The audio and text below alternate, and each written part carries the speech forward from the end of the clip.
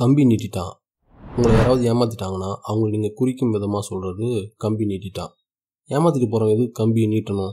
நியாயமாக பார்த்தா அவன் மடித்து உள்ளே வச்சுக்கிட்டு தான் போகணும். ஏன்னா நீட்டின கம்பி நீட்டின மாதிரியே இருந்துச்சுன்னா அந்த கம்பியை ஃபாலோ பண்ணிக்கிட்டே அதை வச்சு அவனை ரீச் பண்ணுறதுக்கான வாய்ப்புகள் அதிகம். அப்போது ஒருத்தவங்களை ஏமாத்துறானா அவன் கம்பியை நீட்டணும்னு அவசியம் இல்லை. கம்பியை நீட்டிகிட்டு இருக்கானா உங்களை அவனை தேடி வர வைக்கிறதுக்காக கம்பி நீட்டிகிட்டு இருக்கான்னு அர்த்தம். கம்பி நீட்டுபவர்கள் நல்லவர்கள் அல்லது சரியாக ஏமாற்ற தெரியாதவர்கள். அரசன் அன்று கொள்வான், தெய்வம் நின்று கொள்ளும். எங்கள் மிஸ் எனக்கு ஒரு ஹோம்ஒர்க் கொடுக்குறாங்க. மறுநாள் நான் அதை செய்யலை. கிளாஸ் ரூமுக்கு போய் அரசன் அன்று ஹோம்ஒர்க் செய்வான், நான் நின்று ஹோம்ஒர்க் செய்வேன், அதாவது பொறுத்து பொறுமையாக செய்வேன் அப்படின்னு சொல்கிறேன்னு வச்சுக்கோங்க. எப்படா செய்வேன்னு கேட்பாங்க. அதான் சொன்னேன், நின்று பொறுமையாக செய்வேன். நின்றுனா வெயிட் பண்ணி செய்வேன். பட் எவ்வளோ நாளாக வெயிட் பண்ணுவேன்? ஒரு 100 வருஷம் வெயிட் பண்ணுவேன். 100 வருஷத்துக்குள்ளே அடுத்த ஜென்ரேஷனே வந்துடும். அந்த ஜென்ரேஷன் கேட்கும் தெய்வம் எப்போ கொல்லும் அப்படின்னு. மறுபடியும் அவங்கக்கிட்ட அதே பதில் சொல்லலாம், தெய்வம் நின்று கொள்ளும்.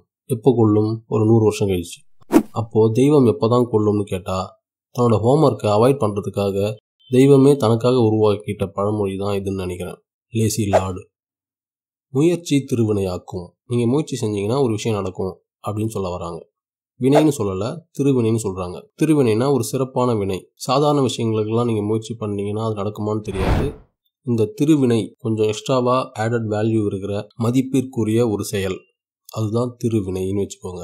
அந்த மாதிரி ஸ்பெஷல் வேல்யூ இருக்கிற விஷயங்களுக்காக முயற்சி செஞ்சால் மட்டும்தான் அதை உங்களால் ரீச் பண்ண முடியுமா? இப்போது நான் ஒருத்தன் வாழ்க்கையை சீரழிக்கணும், அவனை நாசம் பண்ணணும்னு பிளான் பண்ணி ஒரு முயற்சி பண்ணிட்டு இருக்கேன்னு வச்சுக்கோங்க. அந்த முயற்சி கண்டிப்பாக திருவினை கிடையாது, அது ஒரு திருட்டு வினை.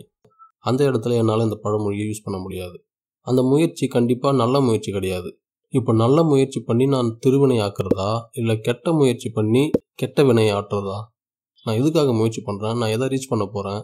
இது எதுவுமே இதில் கிளியராக இல்லாததுனால நான் முயற்சி பண்ணுறதே விட்டுட்டேன்.